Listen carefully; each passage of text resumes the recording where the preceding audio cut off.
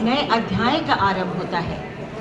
हम सभी बहुत सौभाग्यशाली हैं कि आज हम प्रख्यात लेखिका ममता कालिया जी की पुस्तक नया नारी विमर्श एक वार्तालाप के विमोचन का हिस्सा बन रही हैं और हमें पूरी उम्मीद है कि ममता जी की आने वाली कई पुस्तकों के विमोचन उत्सव के हम सभी साक्षी अवश्य बनेंगे।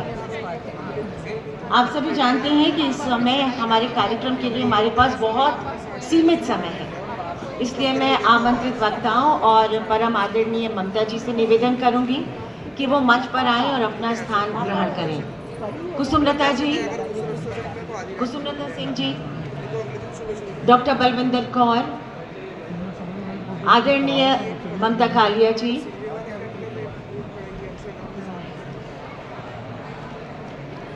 आपका बहुत धन्यवाद।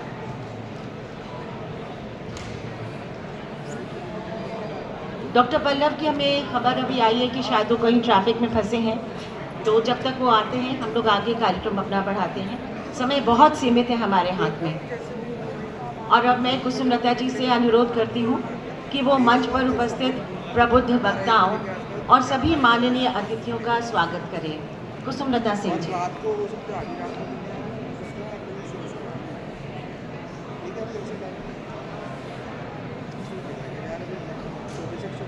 आदरणीय ममता कालिया जी, मैम बलवंत जी और पूनम श्रीवास्तव जी, मेरे साथ यहाँ मेरे सभी जो है मेरा एक परिवार है जिसके सामने सचमुच बोलना तो मुश्किल होता है, कहाँ से शुरू किया जाए क्योंकि वो हमारे सब निकट के हैं और सब जानते हैं मुझको। मैं सभी का यहाँ अभिनंदन करती हूँ, आभार व्यक्त करती हूँ कि वे सब यहाँ आए।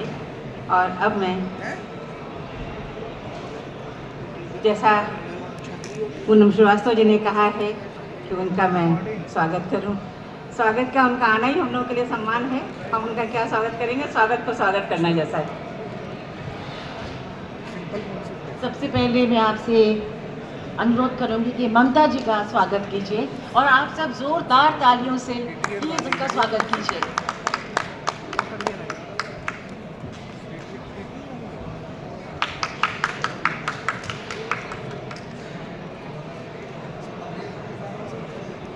डॉक्टर बलवंत कौर जी का स्वागत कर रही हैं कुसुमलता जी।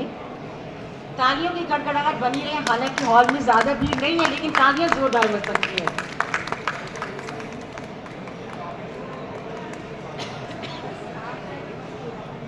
डॉक्टर पल्लव का हम इंतजार कर रहे हैं।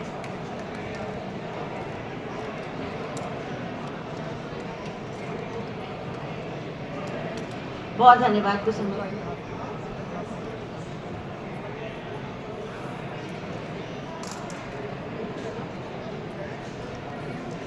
और अब वो पल आ गया है जिसका हम सभी को बहुत बेसब्री से इंतज़ार था। मैं अनुरोध करूंगी कि इस पुस्तक यानी नया नारी विमर्श एक वार्तालाप की लेखिका आदरणीय ममता कालिया जी और मंचासीन सभी प्रबुद्ध वक्ताओं से कि वो इस पुस्तक का विमोचन करें और आप सब तालियों से उनका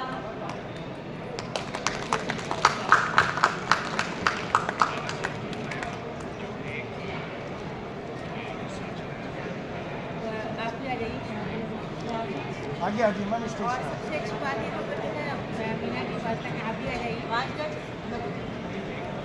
मीना जी और वाजदा जी आप लोग मंच पर आ जाएं। भैया भैया लाइन मीना जी, वाजदा जी, और इस समारोह में आप भी शिरकत कीजिए, शामिल हो जाइए।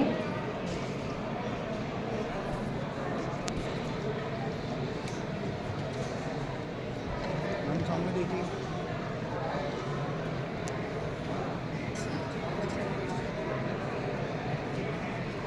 आप भी और थोड़ा साथ में रहिए। यस, इधर देखेंगे सामने।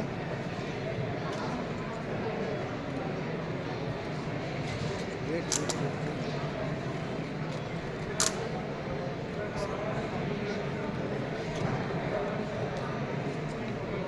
ओके।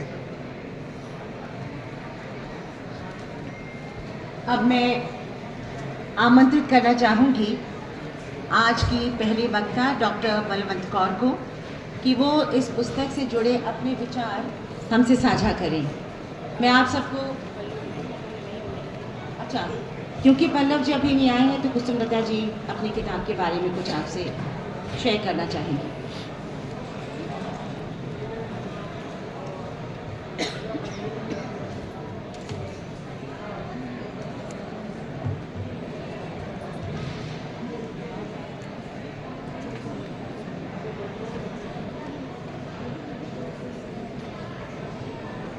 आज की यह विशिष्ट पुस्तक नया नारी विमर्श वार्तालाप में जिस पर हम चर्चा करने जा रहे हैं, जिसका भी विमोचन हुआ है आपके सामने, उसको प्रकाशित करने का अवसर ममता जी ने लिटिल बर्ड प्रकाशन को दिया। इसके लिए हम आभारी हैं और ये इस प्रकाशन के लिए बहुत बड़ा सम्मान है। नया नारी विमर्श वार्तालाप में इतिहास और समाज और आज के समय परिस्थितियों में नारी की वास्तविक स्थिति पर लेखिका के महत्वपूर्ण विचार हैं।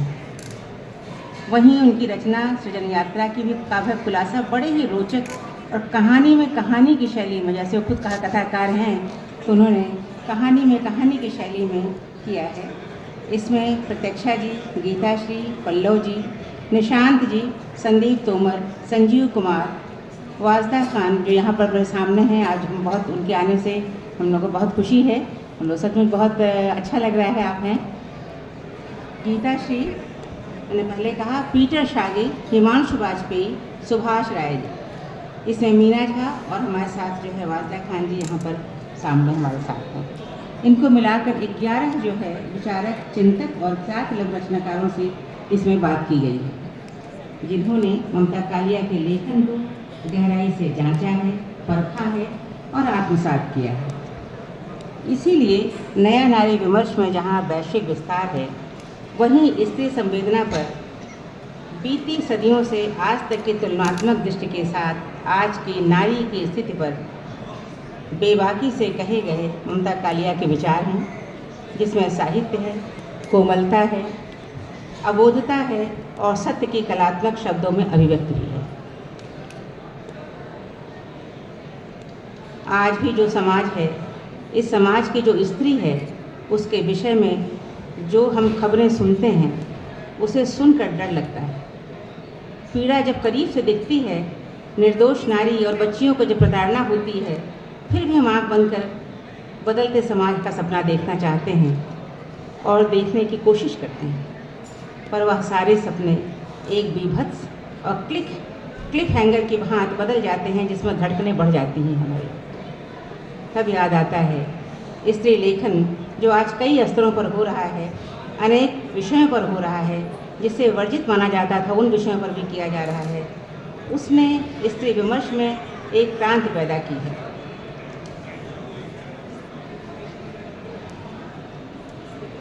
आज की नारी सक्षम है, इसके लिए ही सारे विमर्श हैं, क्योंकि अब पुरुष से किसी होड़ में शामिल नहीं है। वह मनोवैज्ञानिक रूप से चाहती है कि उसकी अस्मिता को स्वतंत्र इकाई माना जाए, और इसके लिए ही उसका प्रश्न चिन्ह है कि क्यों न समाज अपना नज़रिया बदले हमारे लिए, या जिसको भी आप इस तरीके से समझते हैं कि जिसको आप तुलनात्मक रूप से चाहते हैं कि हमसे कमतर है, सोचते हैं और चाहते हैं कि वो मुख्य धारा में आएँ।